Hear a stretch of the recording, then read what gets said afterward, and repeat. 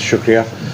अमरीश भाई को गए 1 साल हुए, तो सबसे पहले उनको, उनकी विचारधारा को, जिन मूल्यों के लिए खड़े थे उन सबको सलाम।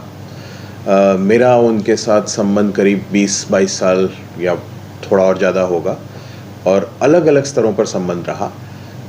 कभी शिक्षा के सवाल पर था, तो कभी कुछ राजनीतिक जनवादी सवालों पर था, पर मोटे तौर पर हर समय हम लोग मिलकर काम करते रहे कि कैसे जो हाशिए पे लोग हैं, जो तबके आज की आर्थिक व्यवस्था, राजनीतिक व्यवस्था में छूट जाते हैं, उनके साथ कैसे मिलकर काम किया जा सके राजनीतिक बदलाव के लिए। और मुझे लगता है पिछले कुछ बरसों में तो उन्होंने अपना मन बना लिया था, पूरी जी जान से लगे हुए थे कि राइट टू एजुकेशन फोरम को वो खड़ा करें। और ये महत्वपूर्ण है समझना कि वो राइट टू एजुकेशन फोरम को एक बड़े राजनीतिक परिप्रेक्ष्य से अलग हटाकर नहीं देखते थे। वो ये समझते थे कि राजनीतिक बदलाव के लिए शिक्षा एक महत्वपूर्ण माध्यम है, और उन्हें लगता था अगर सामाजिक संचेतना होनी है और सामाजिक बदलाव होना है तो उसके लिए सही शिक्षा, समान शिक्षा, मूल्यों वाली शिक्षा सबके लिए ज़रूरी है। तो मुझे लगता है कि वही हम लोगों को करना होगा कि हम आगे बढ़ें और इस सपने को आगे ले जाएं। उनके आज के निजीकरण के दौर में आवश्यक है कि शिक्षा के अधिकार को बनाए रखें, उस पर शिक्षा के अधिकार को हम लोग एक राजनीतिक आंदोलन के रूप में देखें।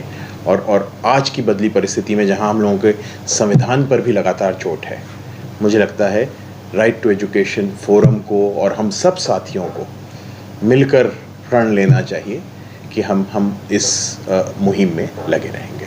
जी देखिए, 1 साल कितनी तेज़ी से बीता ये पता नहीं चला, और अभी भी मतलब वो भरोसा टूटा नहीं है। जैसे अमरीश भाई रहते थे तो एक भरोसा ये रहता था कि शहर में जब आपके साथ कोई नहीं खड़ा होगा तभी भी अमरीश भाई खड़े होंगे। और ये केवल मेरा अपना भरोसा नहीं था, उनको जानने वाले या नहीं जानने वाले ऐसे हज़ारों लाखों लोगों का ये भरोसा था।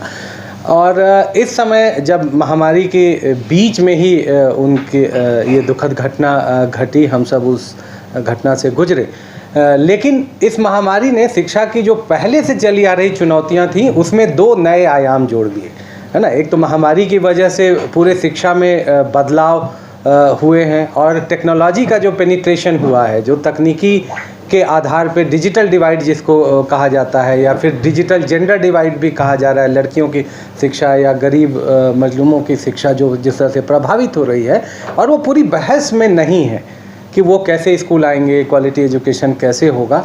मुझे लगता है कि आज अमरीश भाई होते तो इन सवालों को लेके हम लोग एक व्यापक रणनीति बना रहे होते, और इन मुद्दों को ज़ोर शोर से उठा रहे होते, और अपनी यात्रा जो संघर्ष की यात्रा है, इसमें उन बच्चों के हक और हुकूक के लिए निश्चित रूप से हम लोग संघर्ष को नई दिशा दे रहे होते। उनका हमारे बीच नहीं रहना हमारे लिए बहुत ही दुखद तो है ही, लेकिन ये जन आंदोलनों के लिए भी एक बहुत बड़ा आघात है। मेरी उनको विनम्र श्रद्धांजलि।